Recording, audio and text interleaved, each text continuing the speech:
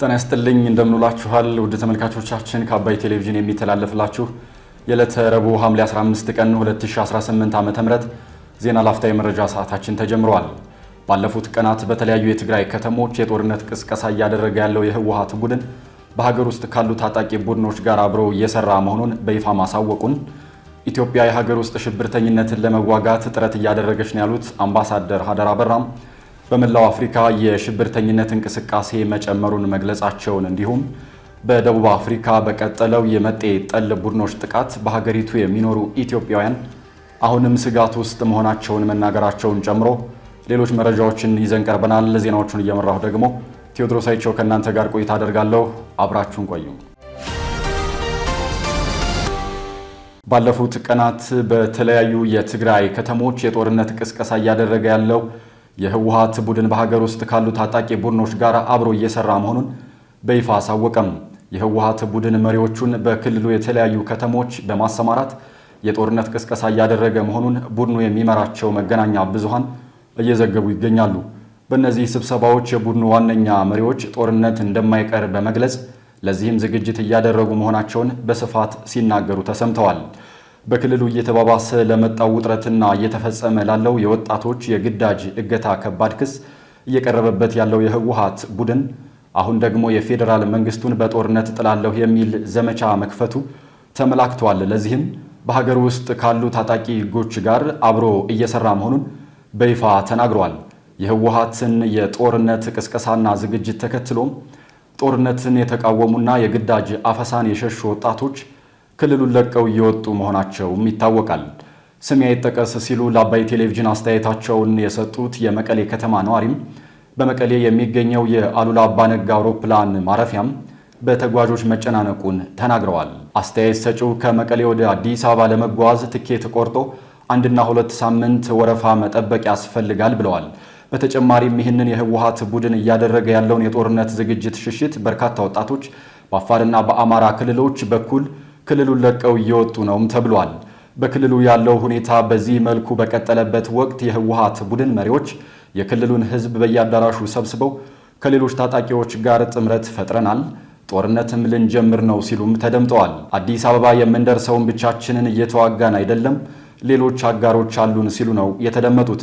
ቡድኑ በይፋ ባወጣው መግለጫም ከሌሎች በሀገሪቱ ካሉ ታጣቂዎች ጋር ጥምረት ፈጥረን የፌዴራል መንግስቱን ጦርነት እንገጥማለን ማለቱም ተመላክቷል። ባሳለፍነው ቅዳሜ ሐምሌ 11 ቀን 2018 ዓ.ም በአዲስ አበባ መስቀል አደባባይ የህወሓት ቡድን እያደረገ ያለውን የጦርነት ዝግጅትና የወጣቶች እገታ የሚቃወም ሰልፍ መካሄዱም ይታወሳል።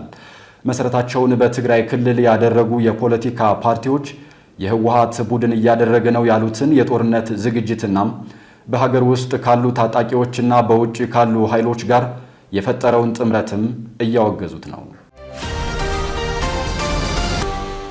ኢትዮጵያ የሀገር ውስጥ ሽብርተኝነትን ለመዋጋት ጥረት እያደረገች ነው ያሉት አምባሳደር ሀደራ አበራም በመላው አፍሪካ የሽብርተኝነት እንቅስቃሴ መጨመሩን ገለጹ። ኢትዮጵያ የሀገር ውስጥ ሽብርተኝነትን ለመዋጋት ጥረት እያደረገች ነው ያሉት የውጭ ጉዳይ ሚኒስትር ዴኤታ አምባሳደር ሀደራ አበራም ዓለም አቀፍ የሽብርተኞች ቡድን በመላው አፍሪካ ሰላምና ጸጥታ ላይ ስጋት መጨመራቸውን ገልጸዋል። የኢፌዴሪ ውጭ ጉዳይ ሚኒስትር ዴኤታ አምባሳደር ሀደራ አበራም ትናንት ሐምሌ 14 ቀን 2018 ዓ.ም በተካሄደው 1354ኛው የአፍሪካ ህብረት የሰላምና ደህንነት ምክር ቤት በአፍሪካ ሽብርተኝነትንና ጽንፈኝነትን መታገል በሚል ርዕስ በተዘጋጀው የሚኒስትሮች ስብሰባ ላይ ተሳትፈዋል። አምባሳደር ሀደራ አበራ በስብሰባው ላይ ባደረጉት ንግግርም ዓለም አቀፍ የሽብር ቡድኖች በመላው አህጉሪቱ ሰላምና ጸጥታ ላይ እየደነቀኑት ያለው ስጋት እየጨመረ መምጣቱን በአጽንኦት ገልጸዋል።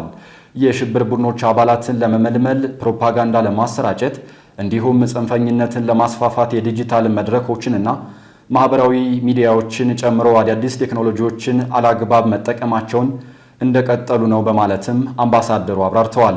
የውጭ ጉዳይ ሚኒስትር ዴኤታው አክለውም የአሁኑን ዓለም አቀፍ ሁኔታዎች ከግንዛቤ ውስጥ በማስገባት በአፍሪካ ውስጥ ያለውን የደህንነትና የመልካም አስተዳደር ትብብር ለማጠናከር የአፍሪካ ዝግጁ ኃይልን ወደ ሥራ ማስገባትና አህጉራዊ የሕግ ማዕቀፎችን ትግበራ ማጠናከር አስፈላጊ መሆኑንም አስገንዝበዋል።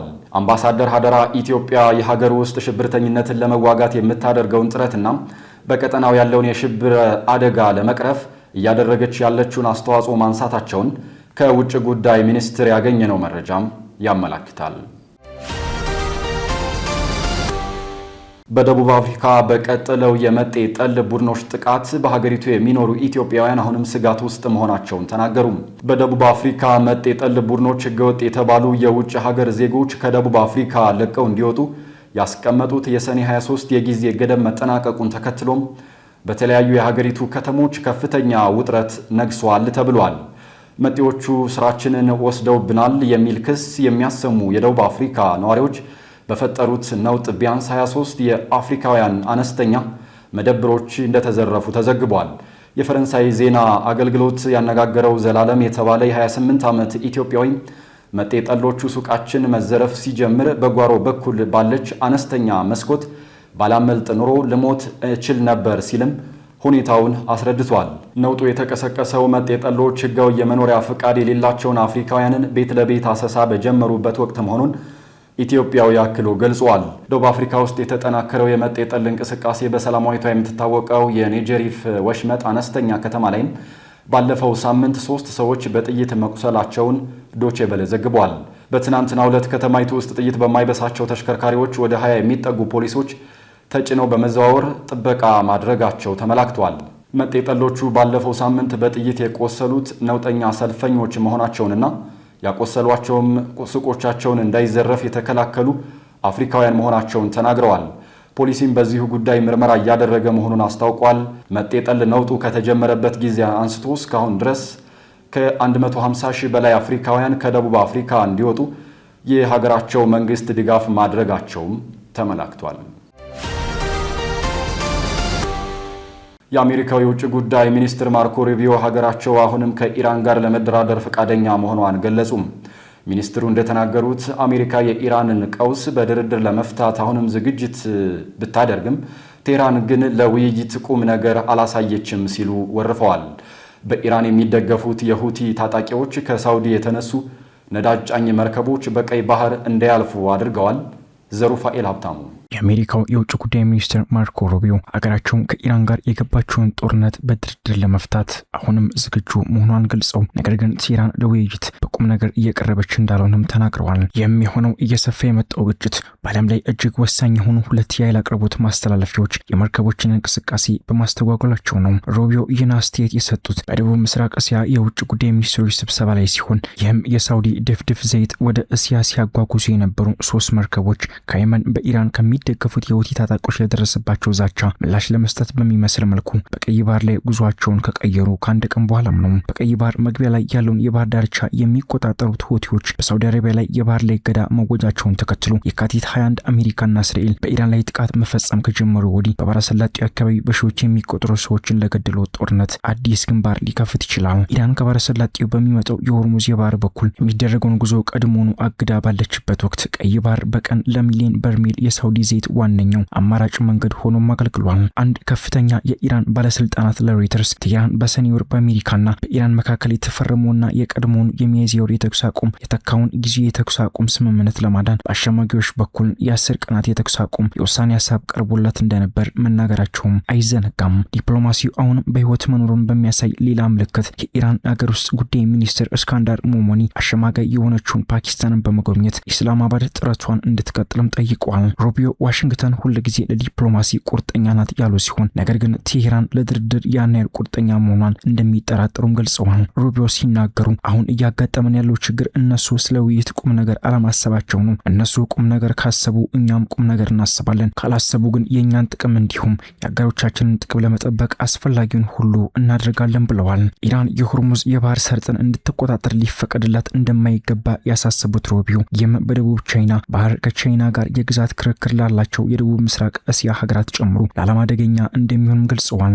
አንድ ሀገር ዓለም አቀፍ የውሃ መንገድን ለመቆጣጠር ክፍያ ለመጠየቅና ካልከፈላችሁ መርከቦቻቸውን ለማፈንዳት የምትችልበት ሁኔታ በመካከለኛው ምስራቅ እንዲፈጠር ከፈቀድን በዚህ ቀጠናም ጭምር በሌሎች የዓለም ክፍሎች የሚደገም በጣም አደገኛ ሁኔታ ፈጥረናል ማለት ነው ብለዋል ሩቢዮ። ምንም አይነት የዲፕሎማሲ ስኬት ባልታየበት ሁኔታ የአሜሪካ ጦር ለ11 ተከታታይ ምሽት በኢራን ውስጥ የሚገኙ ኢላማዎችን በቦምብ ደብድቧል ሲል ሮይተርስ አስነብቧል። ኢራን በዋና በከተማዋ ላይ የአየር መከላከያ ስታንቀሳቀስ በዛሬው ረቡዕ መንፈቀ ሌሊት ላይ የፍንዳታ ድምጽ መሰማቱን የቴህራን ነዋሪዎችን ዋቢ አድርጎ የኢራን ከፊል መንግስታዊ የሆነው ፋርስ የተባለ የዜና ወኪል ዘግቧል። የኢራን ብቸኛው የኒውክሌር ኃይል ማመንጫ በሚገኝበት በቡሸር ግዛት ውስጥ 3 ቦታዎች ማለዳ ላይ በአሜሪካ ጥቃት መመታታቸውን አንድ ባለስልጣን ለኢራን ብሔራዊ የዜና ወኪል ሪና የተናገሩ ሲሆን ከነዚህም መካከል ከማመንጫዎች አቅራቢያ የሚገኝ የኤሌክትሪክ ምሰሶም ይገኝበታል። ከአባይ ቴሌቪዥን ሲተላለፍላችሁ የነበረው የዕለቱ የዜና ላፍታ የመረጃ ጥንቅር ሰዓታችን ይህንን ይመስል ነበር። አብራችሁን ስለነበራችሁ ከልብ እናመሰግናለን። በያላችሁበት መልካም ቀን